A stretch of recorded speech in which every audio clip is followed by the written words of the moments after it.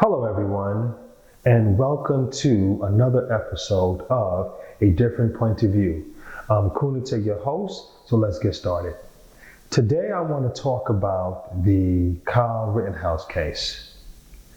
And to me, this case is just another example of how none of our thoughts are our own.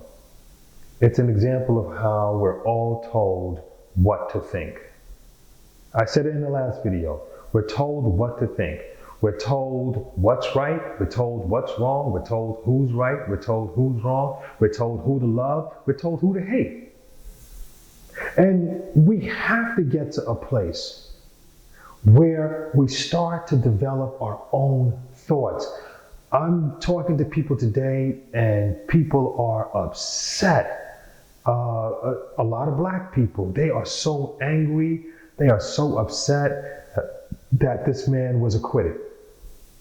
And they're just so emotional. And I have to ask myself, did you watch the case?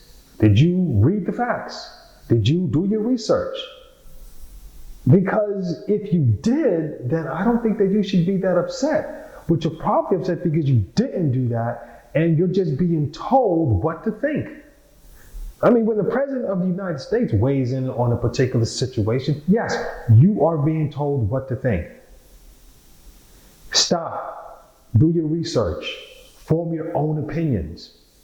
And so let's look at the major arguments that the prosecution made. And by the way, the prosecution did a horrible job. They did a horrible job. I don't even know how these guys graduated from law school. They did not prove that Kyle Rittenhouse did anything illegal. So, their argument is this. Kyle Rittenhouse got his AR-15 gun, drove 20 miles into Kenosha, Wisconsin, crossed state lines, and inserted himself into a situation. And by that definition, that makes him guilty. No, it doesn't. Because he didn't do anything illegal. Let's just say that he inserted himself into a situation. He had the right to carry the firearm. He had the right to get into the vehicle. He had the right to carry to cross state lines. And him being where he wasn't illegal. He wasn't trespassing. So again, you have not proven where he did anything illegal. The other argument that the prosecution made was that Kyle Rittenhouse was a provocateur. And if you provoke a situation, well then you cannot use a self-defense argument. Wrong. Another horrible thing by the prosecution. You can use it according to the self-defense argument, anytime that you feel that your life is in danger or you are in danger of severe physical harm or threat, you have the right to defend yourself. Okay? It doesn't say anything about whether or not you provoked the situation or not. Another failed argument. The other argument that they used was this. And by the way, the gun charge was, the judge threw that charge out. The judge said, the judge felt that the gun was completely legal for him to have. The other argument, then they wanted to use he's a white supremacist argument. Okay, so the problem with that argument is that everybody involved is white. Kyle Rittenhouse is white, and the 3 victims are white. How are we using a white supremacist argument? Well, then they throw out this weird, crazy Hail Mary argument in which, well, because it was a Black Lives Matter event, he was looking for an opportunity to kill some black people because it was the fact that it was a Black Lives Matter protest that encouraged him to cross state lines and so on and so forth. Okay, here's the problem with that argument. Let's say that argument is true. Let's go there for a second. There's nothing illegal about being a white supremacist. There's nothing illegal about how you feel about a particular group of people based upon sex, race, or orientation. It's if you do something about it, if you violate their civil rights or something like that, then it's illegal. But just how you, because if that's the case, you wouldn't have a Ku Klux Klan.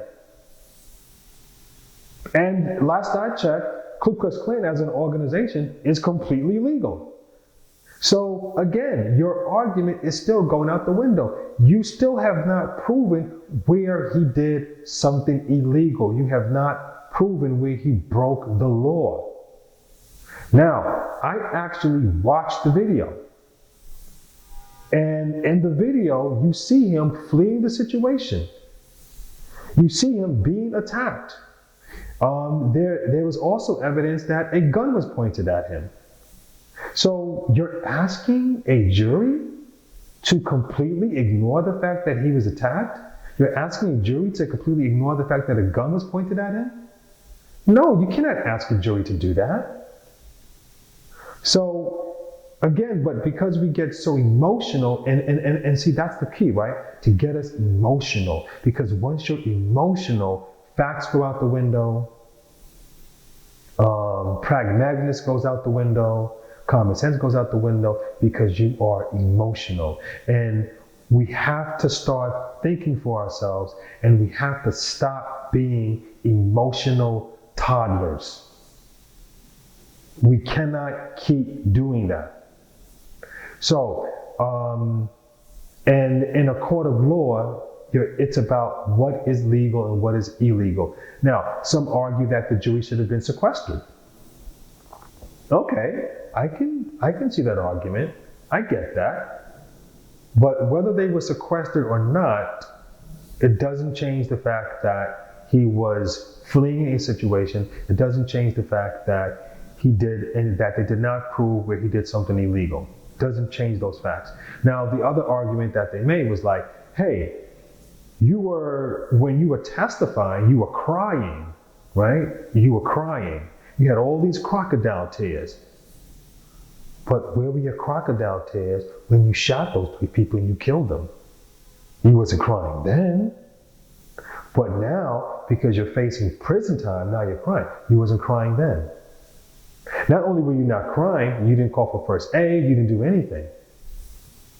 Okay, I get it. But again, how you feel about a situation doesn't make it illegal. His inaction in a particular situation doesn't make it illegal. And in a court of law, it is about what is legal and what is illegal.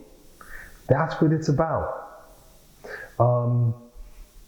Then I'm listening to all of these celebrities and people talking, they're saying, well, there are 2 justice systems. There's one for black people and there's one for white people, and it's not fair because if Kyle Rittenhouse was black and he murdered 3 white people, he would have been found guilty.